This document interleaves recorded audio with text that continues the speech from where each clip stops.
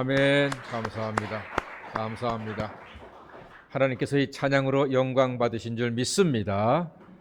그러니까 성가대 들어보면은요, 막 어렵고 막 대곡 같은 그런 곡이 은혜가 되는 게 아니라 우리가 늘 부르고 아는 곡을 이렇게 은혜롭게 화음 맞춰서 부를 때 더 은혜가 되는 것 같습니다. 우리 임마누엘 성가대를 통해서 늘 우리에게 주신 하나님께 감사와 찬양과 영광을 돌려드립니다. 오늘은 무화과 나무 아래 자리 잡으라 하는 제목의 말씀을 나누겠습니다. 예수님은 하나님의 아들이십니다. 예수님은 세상의 빛으로 오셨습니다. 예수님은 특히 어둠 속의 인생을 구원하시는 빛입니다. 예수님은 죄인을 구원하시기 위해서 당신 혼자 이리 뛰고 저리 뛰고 땀 흘리신 것이 아니라 제자들을 세우셨습니다. 사람들을 세우셨습니다. 그를 혹은 제자라 하고 혹은 사도라 하고 혹은 전도인이라 혹은 성도라고 부르는 것입니다. 안드레, 베드로, 요한, 야고보가 지난 주일에 부름받았고 오늘은 빌립과 나다나엘을 예수님이 제자로 부르십니다. 빌립을 만난 예수님께서 이렇게 말씀하시네요. 나를 따르라. 나를 따르라. 이렇게 말씀하시니 그 한마디에 빌립이 예수님의 제자가 되었습니다. 이야, 대단하죠? 한마디에 예수님을 따라오니 참 부럽습니다. 저도 지나가는 사람한테 여보시오, 나 성북교회 목사요. 나를 따라 우리 교회 오시오. 이렇게 했을 때 아무 소리 안 하고 와가지고서 예배 드린다면 세상에 저는 소원이 없겠습니다. 어제같이 더운 날씨에 전도한다고 땀 뻘뻘 흘리면서 능한공원을 헤매지도 않을 것입니다. 그러나 예수님께서 한마디로 사람들을 부르신 것은 감히 저 같은 어린 목사는 흉내낼 수도 없는 예수님의 권능입니다. 예수님으로부터 부름받아서 예수님의 제자가 된 빌립이 자기 친구 나다나엘을 전도합니다. 나다나엘의 이름의 뜻은 하나님의 선물입니다. 그의 이름대로 나다나엘은 우리와 예수님께 선물 같은 존재로 다가옵니다. 그 빌립이 나다나엘에게 예수님을 소개합니다. 자기 친구거든요. 친구요, 내가 모세의 율법에 기록되었고 선지자가 기록한 글을 만났어. 요셉의 아들 나사렛 예수를 만나러 가자. 이렇게 오늘 말씀 보니까 빌립이 나다나엘을 초청을 합니다. 그런데 친구의 초청에 대답하는 나다나엘의 대답이 충격적입니다. 이렇게 말합니다. 나사렛에서 무슨 선한 것이 날 수가 있느냐? 이렇게 말합니다. 이 대답으로 미루어 봐서 나다나엘은 보통 친구가 아닙니다. 아주 깐깐한 사람입니다. 나다나엘은 율법을 공부했고 묵상하고 연구하는 나름대로의 지식이 있고 가방끈도 꽤 있는 친구입니다. 그런 그가 자기가 배운 율법에 근거해서 하는 말이 완전히 지역비하입니다. 나사렛에서 무슨 선한 것이 날 수가 있겠냐? 이거요, 사실 되게 충격적인 말입니다. 나사렛에서 무슨 선한 것이 날 수가 있겠냐? 지가 사는 베세다는 뭐 특별하기에 지가 살고 있는 베세다나 나사렛 예수님께서 자라나신 나사렛이나 비슷비슷합니다. 둘 다 쉽지 않은 만만한 곳이 아닙니다. 만약에 여러분 안양 사람들이 야 군포에서 뭐 선한 것이 날 수가 있겠냐 말하면 군포 사는 여러분들 기분 좋겠습니까? 아주 거시기 할 겁니다. 안양이나 군포나 거기서 거기지.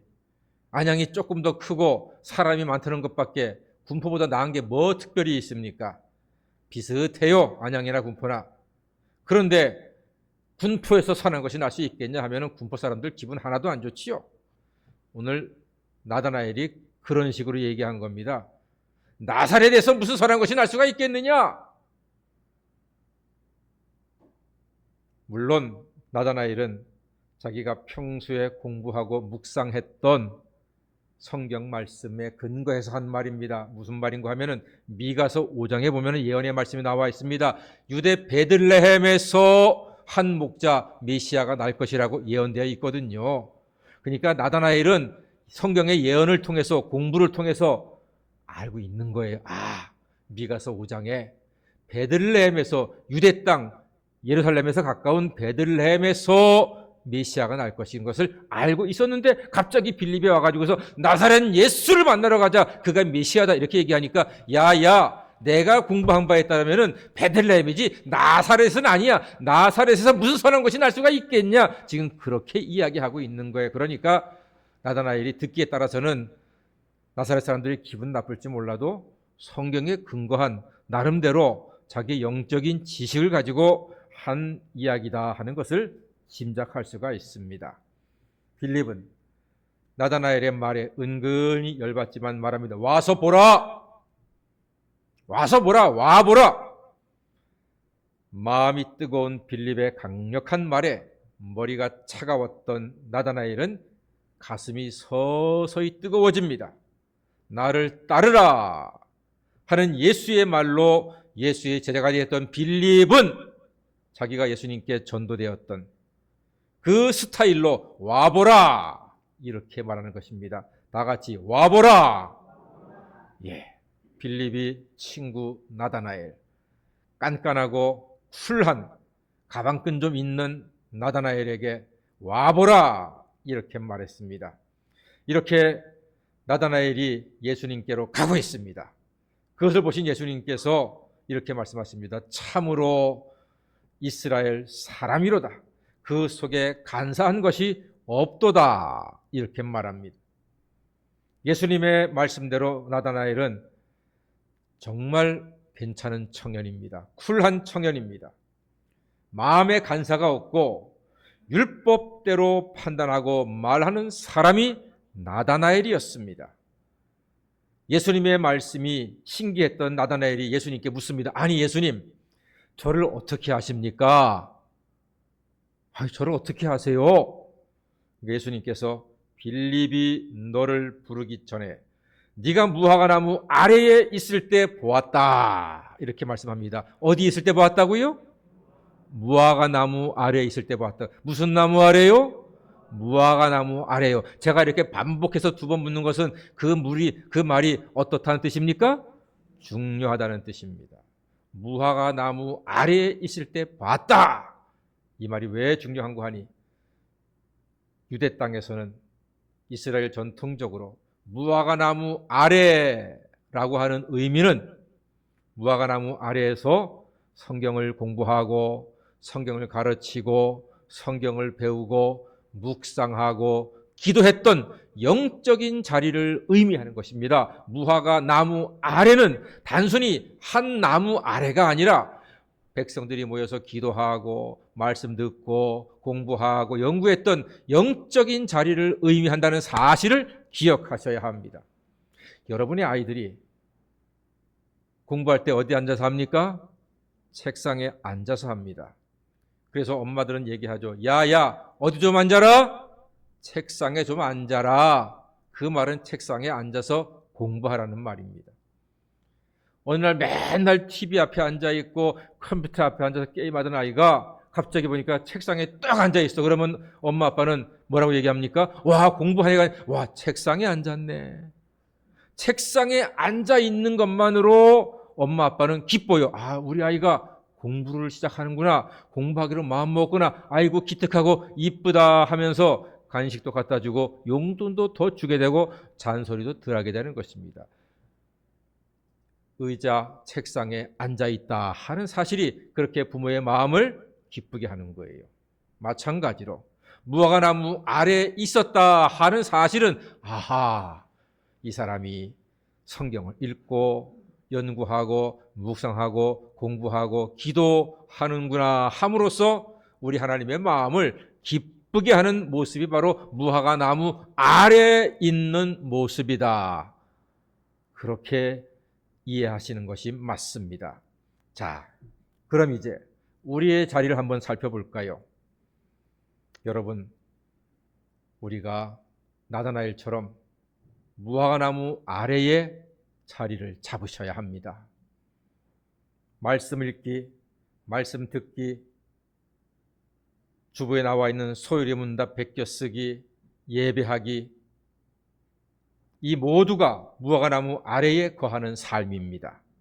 저는 우리 성복교회 성도님들이 무화과 나무 아래에 거하는 영적인 삶을 회복해서 우리 예수님 마음에 들고 예수님이 인정하고 예수님과 동행하는 복되고 거룩한 삶을 살아가시게 되기를 주님의 이름으로 간절히 축원합니다. 무화과 나무 아래에 있는 삶은 솔로몬 시대의 특징이었습니다. 열왕기상 4장 25절에 이렇게 말씀하고 있습니다. 솔로몬이 사는 날 동안에 유다와 이스라엘이 단에서 브엘세바까지 각기 포도나무와 무화과 나무 아래서 평안히 살았더라. 이렇게 기록하고 있습니다. 무화과 나무 아래에서 평안히 살았더라. 무화과 나무 아래는 영적인 은혜와 평안함이 있는 곳입니다. 말씀을 읽고 듣고 예배하는 무화과 나무 아래에 자리를 잡으시는 성도가 되시기를 바랍니다. 그 자리는 자릿세를 내지 않아도 됩니다. 한번 잡은 자리는 여러분들에게 평생 은혜의 자리가 될 줄로 믿습니다. 기억하십시오. 무화과 나무 아래에서 평안히 살았다고 성경이 말합니다. 말씀이 있기에 평안도 있고 형통도 따라오는 것입니다. 아이고 저요 평안하면 말씀을 순종하겠습니다. 아닙니다. 말씀에 순종할 때 평안한 삶을 얻고 누리게 될 줄로 믿습니다. 저요 형편이 좋아지면 예배 드리겠습니다. 아닙니다. 노! 하나님께 예배 드리고 무화과 나무 아래의 삶이 회복될 때 우리에게 형편도 좋아지고 하나님의 풍성한 은혜를 누리게 될 줄로 믿습니다. 무화과 나무 아래에서 평안히 살았더라. 이 말씀은 나다나엘처럼 무화과 나무 아래에서의 삶을 살 때 예수님 눈에 띄었고 예수님이 인정하고 예수님이 복 주시고 예수님이 함께 하시는 삶을 살게 된다는 뜻입니다. 무화과 나무 아래에서 평안을 얻고 누립니다. 왜냐하면 그곳에서 예수님을 만나고 주님의 말씀을 들을 수 있기 때문입니다. 무화과 나무 아래에 자리가 있는 사람 51절 말씀처럼 하늘이 열리고 하나님의 사자들이 인자 위에 오르락 내리락 하는 것을 보게 된다고 성경이 기록하고 있습니다. 무화과 나무 아래에 자리를 잡으면 예수를 만나고 하늘이 열리게 될 것입니다. 하늘이 열리는 삶을 살기를 원하십니까?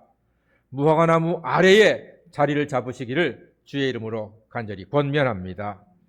살아가면서 먼저 말씀을 읽고 듣고 묵상하는 무화과 나무 아래의 자리를 만드시기를 간절히 소망합니다. 그곳에서 예수를 만나고 예수를 따르며 예수와 함께 복된 인생길을 담대히 걸어가시는 하나님의 자녀가 다 되시기를 주님의 이름으로 간절히 축원합니다. 아멘. 기도하겠습니다. 사랑의 주님, 바쁘고 분주한 인생이지만 말씀을 만나는 무화과 나무 아래에 우리의 자리를 만들어 예수를 만나고 예수와 동행하는 예수님의 사람, 예수님의 제자로 살아갈 수 있도록 인도하여 주시옵소서. 예수님의 이름으로 기도하옵나이다. 아멘. 우리 찬송가 300